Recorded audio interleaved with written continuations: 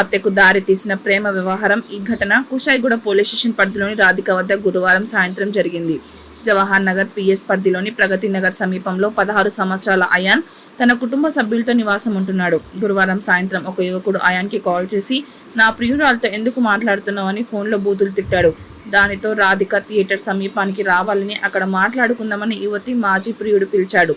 అక్కడికి చేరుకున్న యువతి మాజీ ప్రియుడు మరికొంతమంది యువకులతో కలిసి బైక్లపై వచ్చారు. అక్కడికి చేరుకున్న యువకులు అయాన్పై తీవ్రంగా దాడి చేయడంతో అపస్మారక స్థితిలో పడిపోయాడు. ఇది గమనించిన స్థానికులు 108కి కాల్ చేసి సమాచారం ఇచ్చారు. అక్కడికి చేరుకున్న అంబులెన్స్ కాప్రాలోని ప్రైవేట్ హాస్పిటల్కి తరలించారు. అడ్మిట్ చేసుకున్న డాక్టర్లు ట్రీట్మెంట్ చేస్తుండగానే చనిపోయాడని కుషాయిగూడ పోలీసులకు సమాచారం ఇచ్చారు.